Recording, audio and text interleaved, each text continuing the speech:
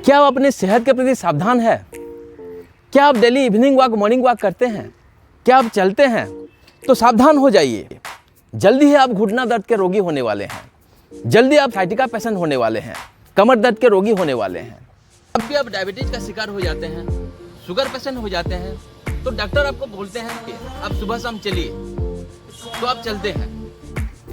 Diabetes तो आपका control हो जाता है, लेकिन उल्टा दो बीमारी का शिकार हो जाते हैं आप। घुटने के रोगी का शिकार हो जाते हैं, साइटिका नर्व को डिस्टर्ब कर देते हैं, साइटिका पेशेंट हो जाते हैं आप। लेकिन डॉक्टर ये बताते हैं क्या कैसे चलना है, क्योंकि चलने का भी एक तरीका का एक प्रोसेस होता है। आप क्या कर रहे हैं, एक बीमारी का कंट्रोल करने के लिए आप 2-4 नया बीमारी का दावत दे रहे हैं, या घुटना बीमारी, साइटिका बीमारी का दावत दे रहे हैं। आज ये मैं बरगढ़ के गांधी पार्क में हूँ।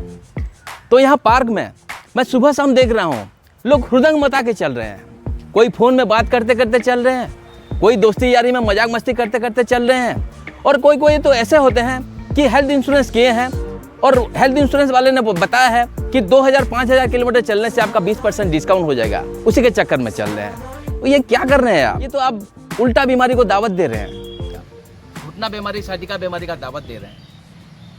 मैं और मेरा टीम उड़ीसा के अलग अलग जिले में जाके मारवाड़ी महिला मंच, युवा मंच की तरफ से सैकड़ों कैंप कर चुके हैं। हमारे बरगढ़ शहर के हर एक सरकारी दफ्तर, हर एक सरकारी स्कूल, प्राइवेट ऑर्गेनाइजेशन में सैकड़ों कैंप कर चुके हैं। लाखों लोगों को ये सेवा दे चुके हैं। तो वहाँ कैंप में जिन भी घुटना पेशेंट, जिन भी साइटिका पेशेंट होते हैं, उनसे पहले मैं पूछता हूँ आप चलते हैं? तो वहीं से मुझे पता चला कि चलने से ही उनका घुटना बर्बाद हो चुका है, चलने से ही उनका साइटिका नर्व डिस्टर्ब हो चुका है। मत कीजिए शरीर पे आपने ज्यादती, मत कीजिए इतना अत्याचार अपने शरीर पर। सावधान हो जाइए। ये हम लोग जो चल रहे हैं, क्योंकि अवेयरनेस की कमी है, हमें पता नहीं है बोल के ऐसे गलत तरीके से चल रहे हैं। फायदे की जगह उल्टा नुकसान हो रहा है। तो चलने का सही तरीका यहाँ मैं आपको सिखाता हूँ। तो यहाँ पहले चर्चा करते हैं, आप चलते कैसे हैं।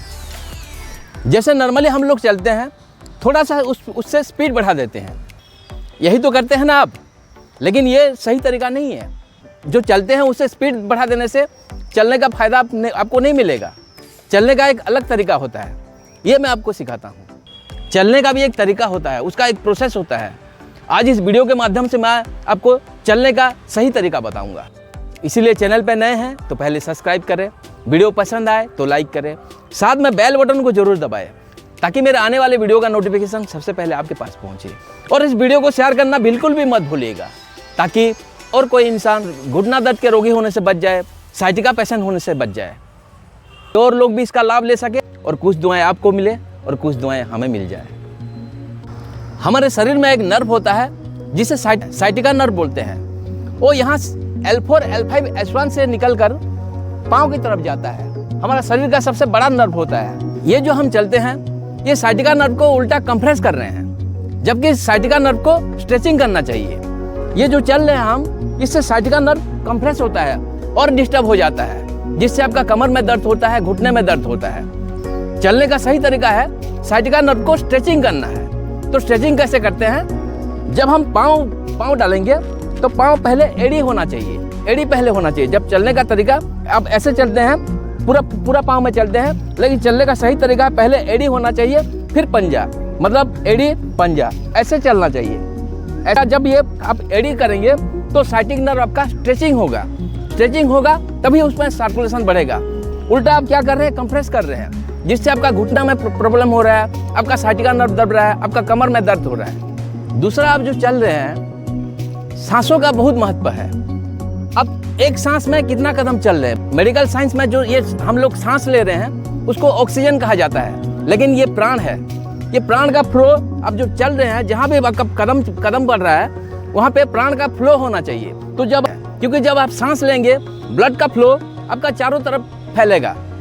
एक इनहेल में आप कितना कदम चल रहे हैं, एक एक्सहेल में आप कितना कदम चल रहे हैं। मतलब एक इनहेल किए 8 कदम चले और एक एक्सहेल में आपको 16 कदम चलना है, मतलब 2 गुना चलना है। ऐसे चलना चाहिए, उससे आपको लाभ मिलेगा।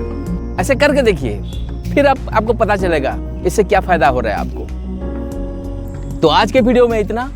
अगले वीडियो में फिर एक नया पॉइंट लेके मैं आपके सामने आऊंगा। मैं आपका हेल्थ गुरु अजीत मिश्रा, यौगिक न्यूरोथेरेपिस्ट। जय हिंद, वंदे मातरम।